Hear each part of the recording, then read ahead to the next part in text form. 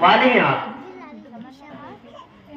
جن کو دیکھنے کے لیے دور و دراز سے لوگ آتے ہیں. ویسے بھی علماء کے چہرے کی زیارت کرنا بقول ہمارے نبی جناب محمد رسول اللہ کے سنت بھی ہے، اور نبی کریم نے فرمایا کہ علماء کے چہرے کی زیارت کرنا گویا کہ اس نے میرے چہرے کی زیارت کی. سبحان اللہ. علماء سے مصافحہ کرنا گویا کہ اس نے مجھ سے مصافحہ کیا.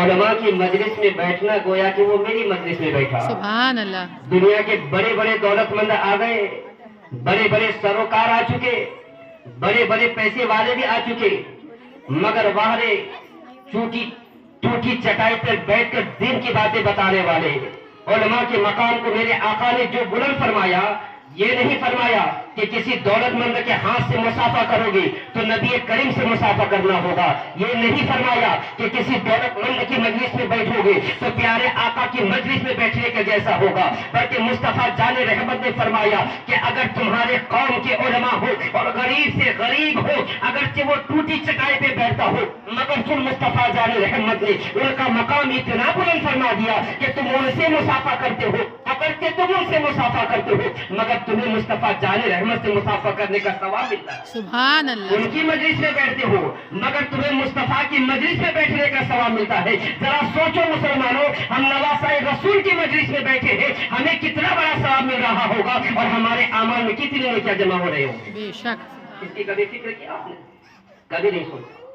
میں دل کے عطا گہرائیوں کے ساتھ ان ماں بہنوں کی بھی مشکور ہوں کہ جو الحمدللہ، میں اکثر و بیشتر کہتا ہوں کہ ہمارے بھائی حضرات دین کے معاملات میں بہت پیچھے ہیں اس وقت. میں حقیقت بتا رہا ہوں، اب دیکھیے آپ، لیکن ماں بہنیں الحمدللہ ہفتہ واری بھی اجتماع ہو رہے ہیں، زبردست بھیڑ، اور الحمدللہ ان کے اندر اصلاحی معاملہ بھی آ چکے ہیں، جبکہ ہونا یہ چاہیے تھا.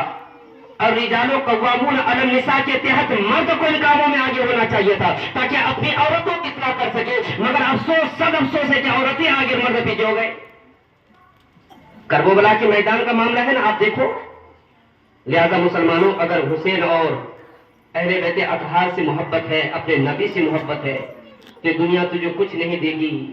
اگر دنیا کچھ دیتی تو دنیا میں بہت سارے لوگ آئے اور چلے گئے، کچھ لے کر نہ گئے. بے شک. جو بھی لے کر جاؤ گے آپ محبت رسول لے کر جاؤ گے، اللہ اس کے رسول کی محبت لے کر جاؤ گے، نیک اعمال لے کر جاؤ گے. ہاتھ جوڑ کر گزارش کرتا ہوں، اپنے لیے نہیں، کم سے کم آپ اپنی اصلاح کریں، اپنے اصلاح کی فکر کریں. یہ سوچیں کہ قبر میں آپ کیا لے کر جاؤ گے.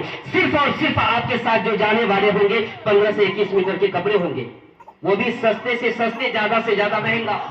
تمہاری اولاد کے لیے جو تم جمع کر رکھو گے کچھ نہ ملنے والا. بس تمہاری اولاد تمہارے لیے بس زیادہ سے زیادہ ہوگا تو قیمتی سے قیمتی 10 20 25 میٹر کے کفن دیتے ہیں، تھوڑے بہت ادھر چھڑک دیں گے، پھر جھانک کر دیکھنے والے نہ ہوں گے. سال گزر جائے گا، نہ تیرے قبر کے قریب جانے والے ہوں گے، نہ تجھے یاد کرنے والے ہوں گے. لہذا مسلمانوں، جو تجھے دنیا میں بھی یاد کرتے ہو اور قبر میں بھی یاد کرتے رہے ہو، وہ کوئی اور نہیں، میرے آقا جناب محمد رسول اللہ کی ذات ہے. ان سے محبت کرو، ان کے حال سے محبت کرو، ان کے نمازوں سے محبت کرو. دنیا بھی تیری اچھی ہوگی، آخرت بھی تیری اچھی ہوگی. سبحان اللہ. سبحان اللہ. لہذا مسلمانوں، سوچیے، آپ کچھ اصلاح کیجیے.